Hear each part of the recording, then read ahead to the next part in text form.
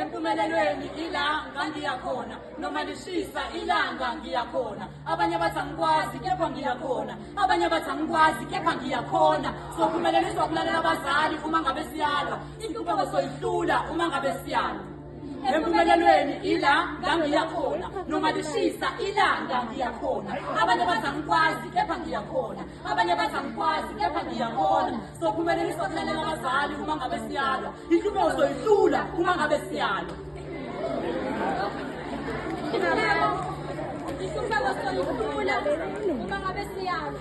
Ngoba nokufa sokwaphelelwa isikhathi, phela mina ngidlule emhlabeni singakafiki esenisikhathi. Osonkonzo bake bababaza isivinini enihamba ngaso empilweni bathi yise sinifikisa masinya emalibeni. Kanti abanye-ke ngiyazi baphehlela amanzi amnyama namakhubalo.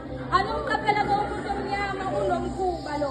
Ngezandla zakhe unokuhlukaniseni imphefumulo nenyama bese niyacisha. Nisabele manibizwa ukufa emabhukwini okuphila ningakacishwa. Okubuhlungu ukuthi elakho igama belingakacishwa. Wena uphiwe indlela yokuphila, wanika isikhundla sakhe empilweni, wena wakhetha ukuzincisha ithuba. Emva kokukhala kwekati beseleke lakhetha ubisi. Wena uphiwe indlela yokuphila, wakhetha ukucwasa umsebenzi, wabese wathandana nethuna. Waphiwa ikhono, wafisa imbongolo kamakhelwane, lashabalala ikhono. Kanti niyofunda nini? Ukuthi ithemba kalibekwa kubazali. Ulibeka kanjani ithemba lakho kumzali ekubeni umzali wakhe athembe wena? Sonkonzo Ishani imibhalo emisha nivuselele emdala kuteze sengawuletha umqondo omusha kulokhu sobusha.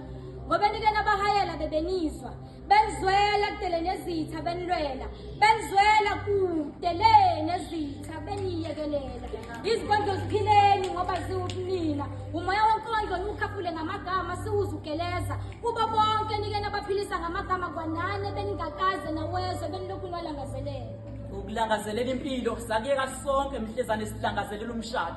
Izolo bengishada intombi yakanhlupheko, uSibali unyembezi. uSibali akayibekile phansi, uSibali la emehlweni, uSiba lula emehlweni. Luthi bhekumuzi bhekungavali ningakhali. Uma ngaboshelanga isisho nesakha amafindo, ubani oyoboshela amafindo?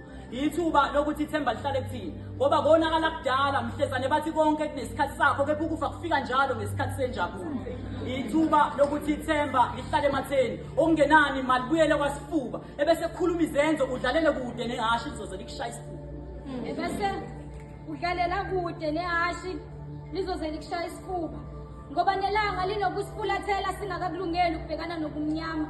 Ilanga linokusifulathela singakakulungeli ukubhekana nobumnyama lisigabisela ngokuzilahla kunini. Linokusikhumbuza ukuthi impilo ike yasiphoqelela ukuba sivalelise abazali singakazi lutho ngayo sisakhasa.